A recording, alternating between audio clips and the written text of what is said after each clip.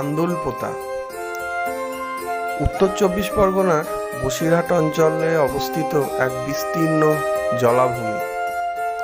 বিদ্যাধরী নদীর জলে পুষ্ট এই জলাভূমি এক প্রাকৃতিক সৌন্দর্যও রয়েছে, অনেকটা বাংলাদেশের কিশোরগঞ্জের মতো।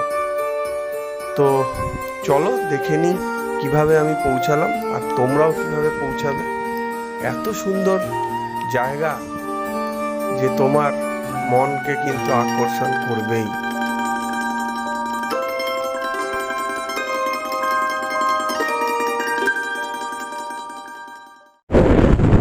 সো ফ্রেন্ডস, ফাইনালি বেরিয়ে গেছি। এখন বাজে 6:10, 5:30টার মধ্যে বেরোনোর কথা ছিল, কিন্তু ম্যানেজ করতে টাইম চলে গেছে। তো এখন আমি বাড়ির কাছাকাছি, রামলাল বাজার, এটারই আসবো সোজা অভিষিক্তা। পুরো আকাশ মেঘলা আছে। কালকে রাত্রিবেলা বিশাল বৃষ্টি হয়েছিল এই অভিষিক্তার উল্টো দিকের মোড়ে। তো এইখান থেকে আমি বাঁদিকে নিয়ে নেব। এটা সোজা চলে গেছে চৌবাগা থেকে আমি ঘটকপুকুর যাওয়ার হাই রোডটা পেয়ে যাবো আর কি। দেখতেই পাচ্ছেন চৌবাগায় মাছের আড়তে কি ভিড়।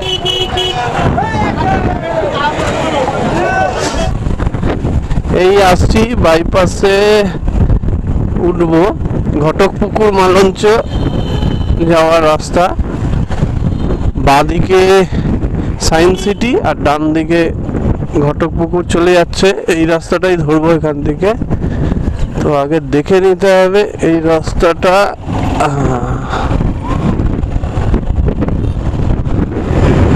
তো এখানটাই হচ্ছে লেদার কমপ্লেক্স, বানতলা লেদার কমপ্লেক্সের মোড়। গেট নাম্বার 1 ছিল। এখন আমি ভাঙর বাজার ক্রস করে চলে এলাম। আর এখান থেকে ঝড়খালি দেখাচ্ছে, এদিক দিয়ে ঝড়খালি যাওয়া যায় প্রায় 90 কিলোমিটারের মতো, আর গদখালিও যাওয়া যায় 80 কিলোমিটারের কাছাকাছি হবে। সামনে একটা টোল গেট আছে, 7 কিলোমিটার বাসন্তী, বসিরহাট 30 কিলোমিটার, আর মালঞ্চ এখান থেকে 12 কিলোমিটার। লেফট সাইডে টার্ন নিতে হবে, মালঞ্চ থেকে লেফটে টার্ন নিতে হবে। এখানে 12, তার মানে বসিরহাট আর 18 কিলোমিটার, কারণ 30 কিলোমিটার এখান থেকে বসিরহাট। তো এইটা দেখতে পাচ্ছেন মালঞ্চ বাজার।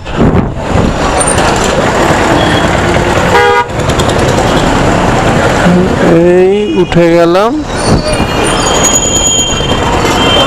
বসিরহাটের রাস্তা। বসিরহাট 24, টাকি 21, খোলপোতা, বনগা 82, হাবড়া 59। তো চলো এবার মালঞ্চ ব্রিজের ওপর দিয়ে উঠি। দেখতে পাচ্ছ বিদ্যাধরী নদী।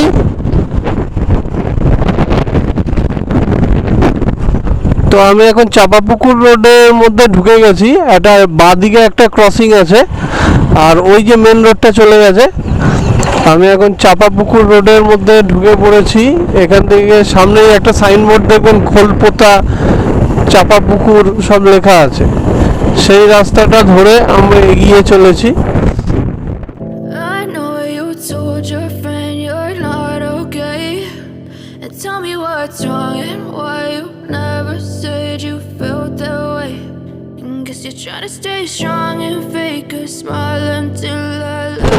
নলডি,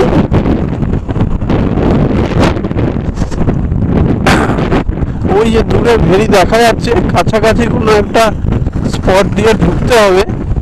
পিকনিক স্পটটা কোন দিক দিয়ে যায়? আন্দুলপোতা এদিক দিয়ে তাড়াতাড়ি যাবে?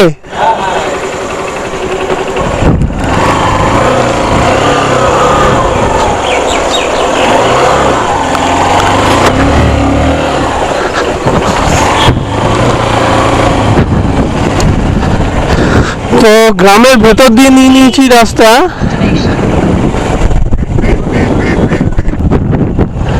এইটা দিয়ে মনে হচ্ছে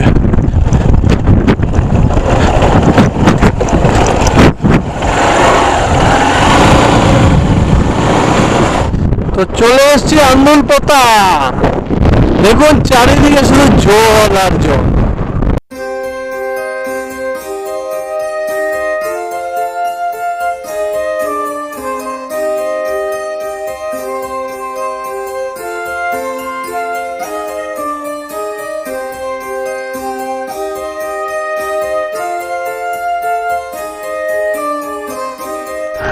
ও তার মানে এই অবধি শেষ, পিকনিক এখানেই শেষ। আর এদিকে বসিরহাট চলে যাচ্ছে।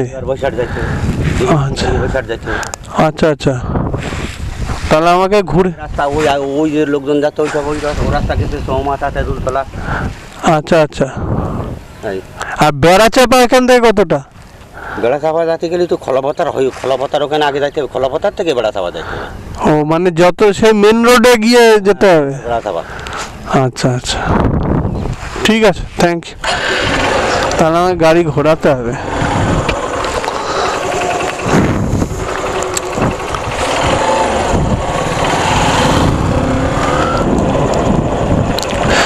তো যারা বনগা থেকে আসবেন বা ওই দিক থেকে বসিরহাটের দিক থেকে, তারা এইখান দিয়ে ঢুকবেন। এটা এন্ট্রি। এখানে খাবারের দোকান আছে সামনে।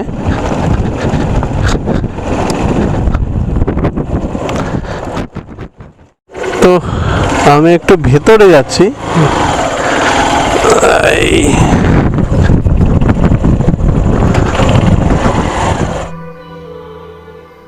বিস্তীর্ণ প্রায় 300 বিঘা বা 15,000 হেক্টর এই জলাভূমি প্রাকৃতিকভাবে মাছ চাষের জন্য খুবই বিখ্যাত। দেশ বিদেশের বিভিন্ন জায়গায় এখানকার মাছ রপ্তানি করা হয়। আন্দুলপোতার জীববৈচিত্র্য কিন্তু অতুলনীয় এবং প্রাকৃতিক সৌন্দর্য তো খুবই মনোরম এবং উপভোগ্য।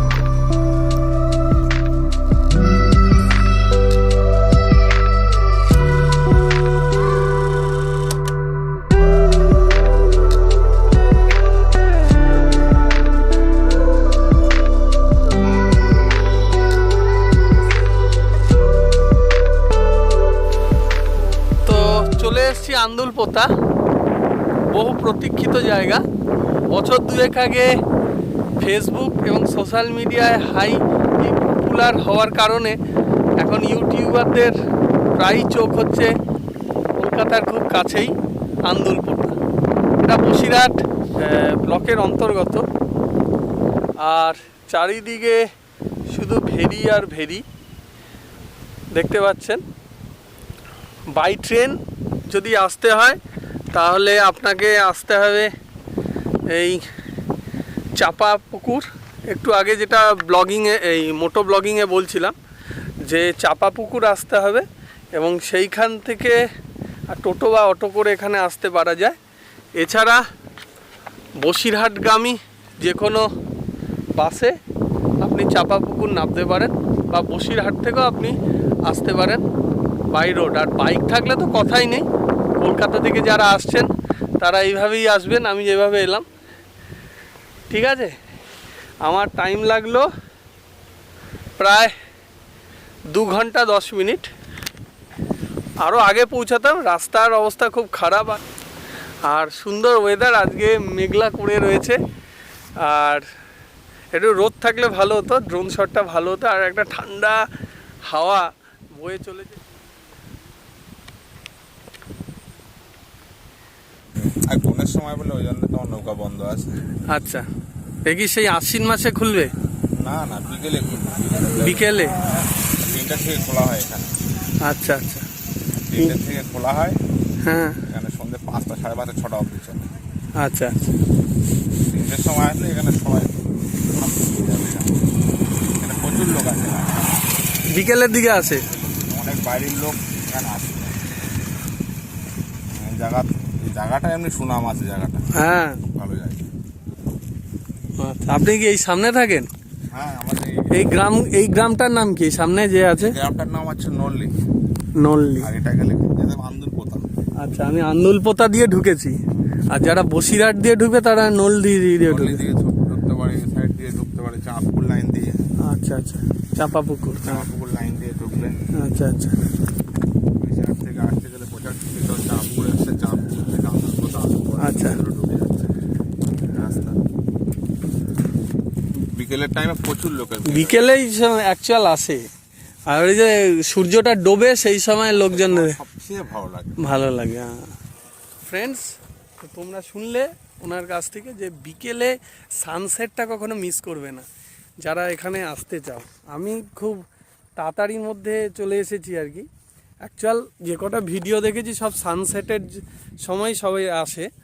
আমি সকালের দিকে ভেবেছিলাম সানরাইজের ড্রোন শট নেব, কিন্তু এসে দেখছি এই তো মেঘাচ্ছন্ন। এই এখন হালকা হালকা তাকে দেখা যাচ্ছে, সূর্যি মামাকে। আর এখন বেজে গেছে হচ্ছে আমার 9:30। তো আর 10-15 মিনিটের মধ্যে বেরিয়ে যাব। কাছাকাছি একটা জায়গা আছে বেড়াচাপা, চন্দ্রকেতুগড়। তো চন্দ্রকেতুগড়টা দেখি একবার, কাছাকাছি এসছি যখন একবার ভিউ করেও যেতে পারি।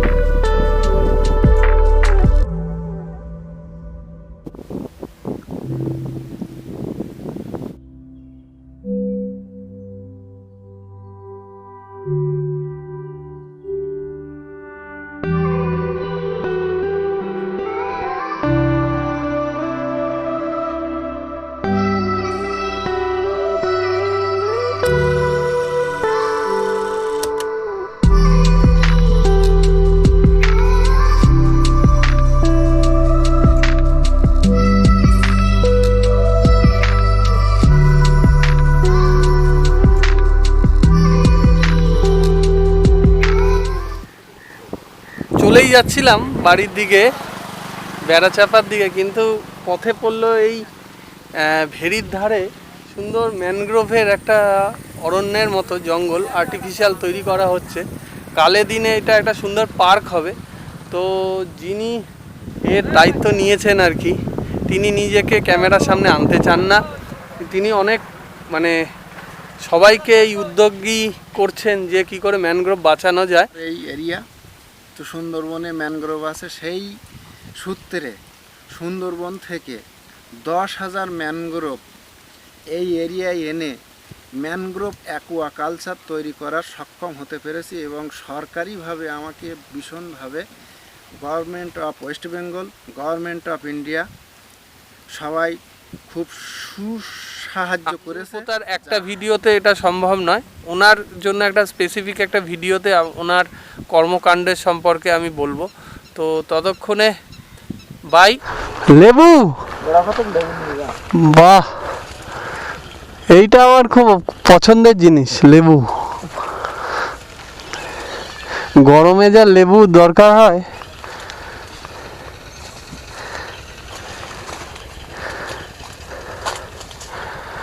Thank you.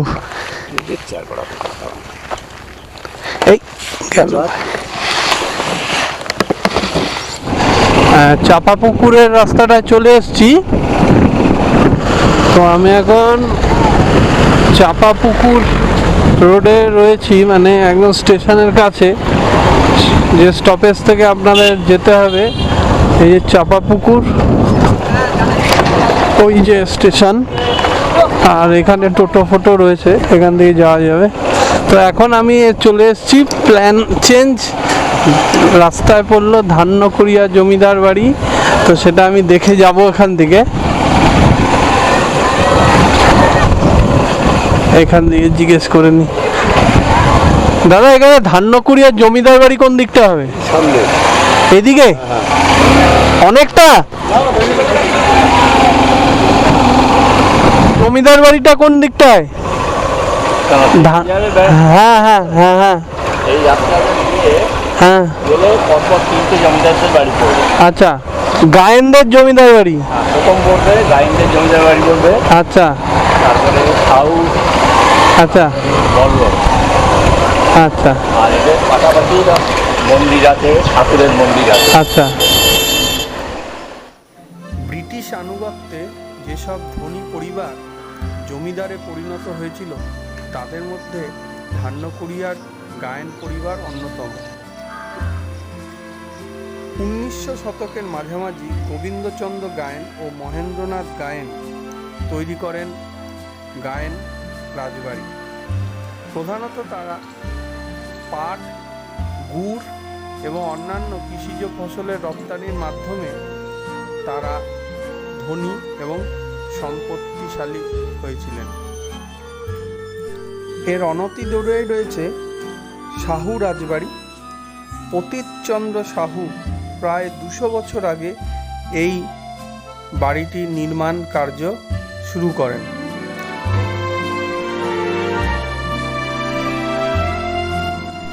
এরপরেই আসে বল্লভ রাজবাড়ি। শ্যামাচরণ বল্লভ প্রায় 150 বছর আগে এই বাড়িটি তৈরি করেছিলেন। একে পুতুল বাড়িও বলা হয়, কারণ এর শীর্ষে রয়েছে 3টি পুতুল।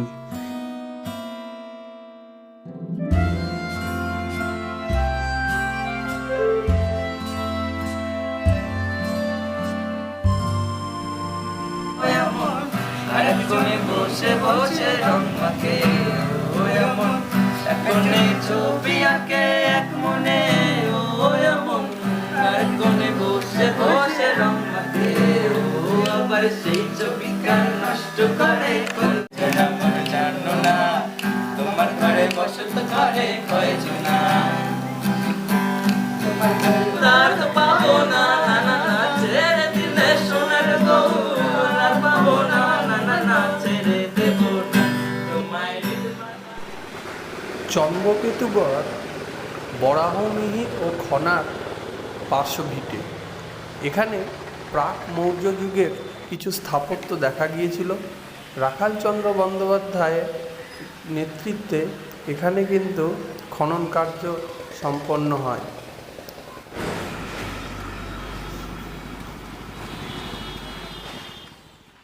ফ্রেন্ডস, তোমরা দেখলে আমি কি করে একদিনে আন্দুলপোতা থেকে শুরু করে ধান্যকুরিয়া এবং চন্দ্রকেতুগড় ভিজিট করলাম। তোমরা অবশ্যই 1 ডে ট্যুরে এখানে যেতে পারো এবং খুব সুন্দর লাগবে জায়গাটা, আর মানে খুব ভালোভাবে স্পেন্ড করতে পারবে। অবশ্যই আন্দুলপোতাটা একটু বিকেলের দিকে যেও, সানসেটটা খুব সুন্দর লাগবে। আর আমি যখন বেড়াচেপা থেকে বেরিয়েছিলাম তখন প্রায় 2:30-3টে বেজে গেছিলো। তোমরা দেখেছো ব্লগে আমি একটু কোথাও খাওয়া দাওয়া করিনি, তো প্রচণ্ড জল তেষ্টা গরমে আর প্রচণ্ড খিদে পেয়ে গেছিলো, তাই আমি আর ব্লগিং করিনি। ওখান থেকে বারাসাতে এসে খাওয়া দাওয়া করে তারপরে বাড়ির দিকে রওনা হয়েছিলাম। তো ব্লগটা আর বেশি বড় করব না। ভালো লাগলে অবশ্যই লাইক, শেয়ার আর কমেন্টের মাধ্যমে জানাবে কেমন লাগলো। ফিরে আসছি নেক্সট ব্লগে, ততক্ষণে টাটা, সায়োনারা, গুড বাই।